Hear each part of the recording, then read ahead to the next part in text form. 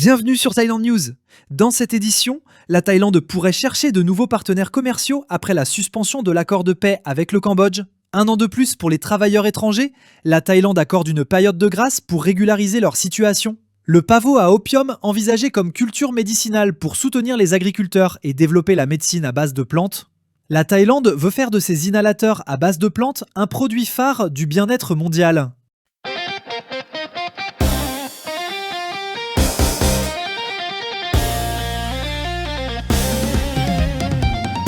La Thaïlande pourrait chercher de nouveaux partenaires commerciaux si les États-Unis imposent des droits de douane plus sévères, a déclaré le Premier ministre Anutin Charnvirakul après la suspension de l'accord de paix soutenu par Washington avec le Cambodge. Lors d'un discours au Collège national de défense, Anutin a expliqué que la Thaïlande avait respecté l'ensemble du cadre de paix, en 4 points visant à rétablir la confiance et la stabilité, tandis que le Cambodge n'avait pas tenu ses engagements.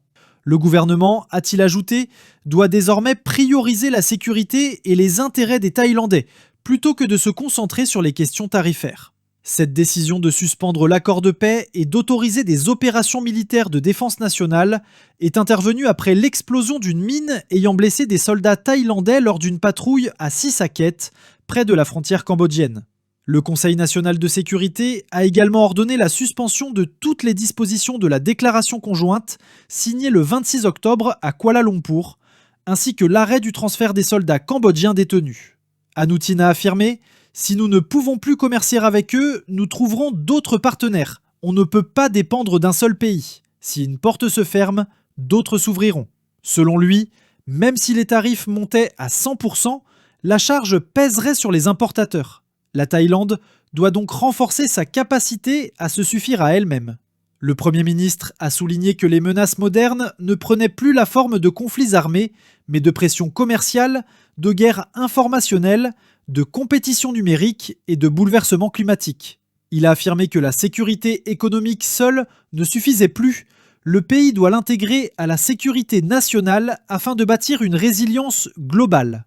Anutin a ajouté que le Conseil de sécurité nationale travaillait de manière coordonnée avec les ministères des Affaires étrangères, des Finances, de la Justice et de l'Intérieur. Interrogé par les médias, il a rejeté les accusations selon lesquelles cette réaction militaire viserait à détourner l'attention des critiques sur la lutte contre les réseaux d'arnaque. Il a assuré que ces dossiers étaient sans lien et que de nombreux fraudeurs avaient déjà été arrêtés et leurs biens saisis. De son côté, le ministre des Affaires étrangères, Sihasak Pangketko, a réuni mercredi 59 diplomates étrangers et 4 organisations internationales pour leur présenter la position de la Thaïlande après l'explosion. Le porte-parole du ministère, Nikandej Balankura, a précisé que les mines semblaient avoir été récemment posées en violation de la souveraineté thaïlandaise et des obligations du Cambodge au titre de la Convention d'Ottawa. La Thaïlande reste engagée pour la paix, mais ne reprendra la mise en œuvre de la déclaration qu'après des preuves claires de responsabilité et la fin des hostilités cambodgiennes. Le gouvernement thaïlandais a approuvé une période de grâce d'1 an permettant à certains travailleurs étrangers de rester temporairement dans le pays.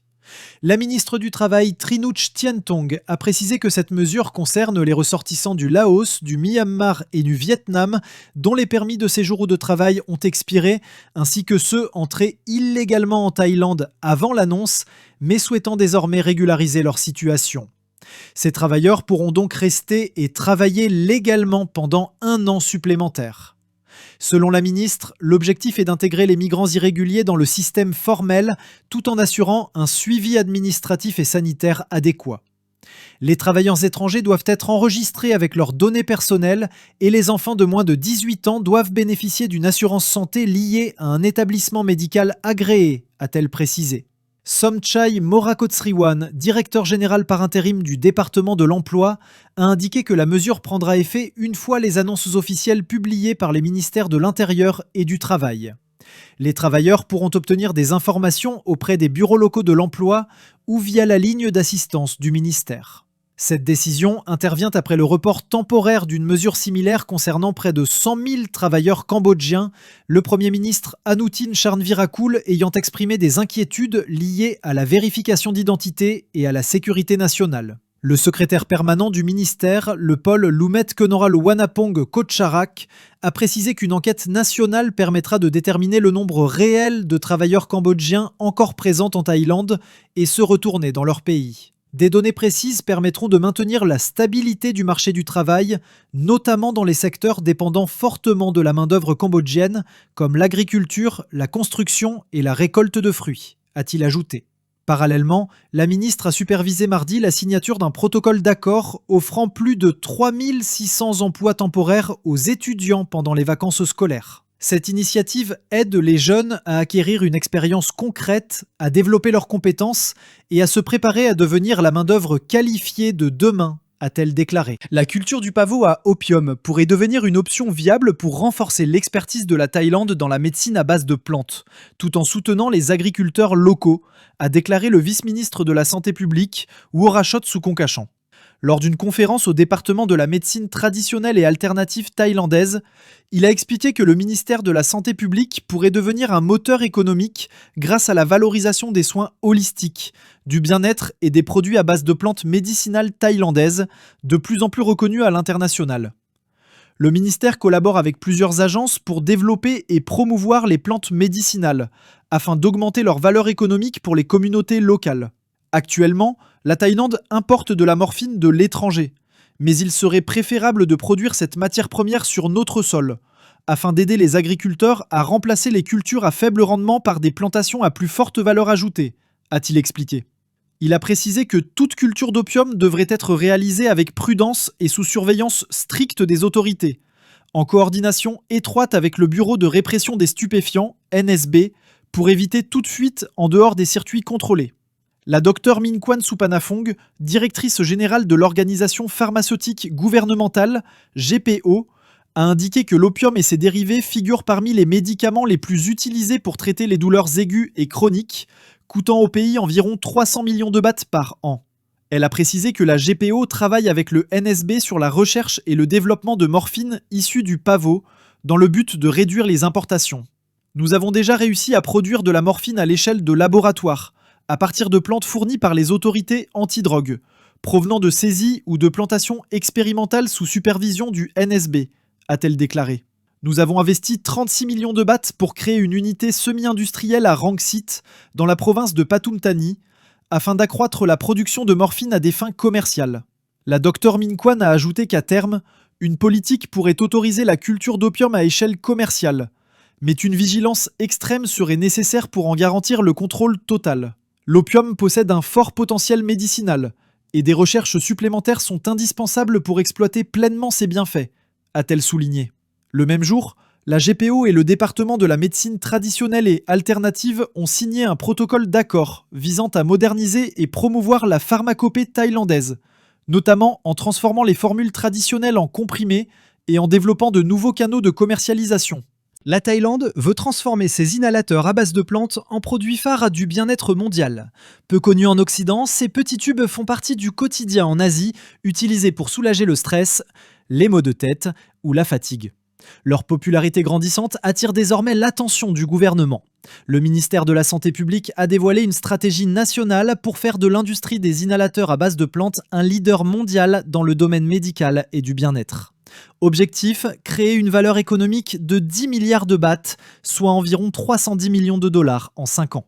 Lors d'un atelier national organisé le 7 novembre 2025, le département de médecine traditionnelle et alternative thaïlandaise a présenté les plans pour combiner la sagesse ancestrale et l'innovation moderne afin d'attirer les investisseurs internationaux. Le marché local est déjà florissant, il pèse environ 4,5 milliards de bahts, dont 1,33 milliard pour les inhalateurs à base de plantes. L'initiative Medical and Wellness S-Curve vise à normaliser et renforcer ce secteur en pleine croissance. 2 priorités guident cette stratégie, améliorer les normes de production et soutenir l'innovation. Le ministère introduira une nouvelle certification, le Thai Premium Herbal Standard, garantissant la qualité et la sécurité des produits. Des fonds de recherche et développement seront alloués pour les inhalateurs fonctionnels et des subventions couvriront jusqu'à 50% des coûts de mise aux normes GMP des petites et moyennes entreprises. Un Thai Herb Wellness Fund co-investira dans les startups et offrira des incitations fiscales via le Board of Investment. Les programmes pilotes PAN et FAT aideront les entrepreneurs à créer de nouvelles formules, à tester leurs produits et à bénéficier d'un accompagnement juridique et à l'export. Des prêts à faible taux et un mentorat débuteront dès janvier. Le gouvernement a également lancé Siam Money, une plateforme de commerce en ligne dédiée aux produits à base de plantes thaïlandaises certifiées, permettant aux entrepreneurs de vendre sans frais de plateforme. Cette stratégie vise à faire des inhalateurs à base de plantes un produit de confiance reconnu mondialement, ajoutant une valeur durable à l'économie du bien-être thaïlandaise. Mais le secteur doit encore relever des défis de qualité. Une récente affaire a éclaté après la détection de contamination microbienne dans un lot de la marque Ong Thai, entraînant le rappel de plus de 200 000 unités et la saisie de 2 millions supplémentaires. L'entreprise a assuré avoir corrigé ses erreurs et renforcé ses contrôles de qualité.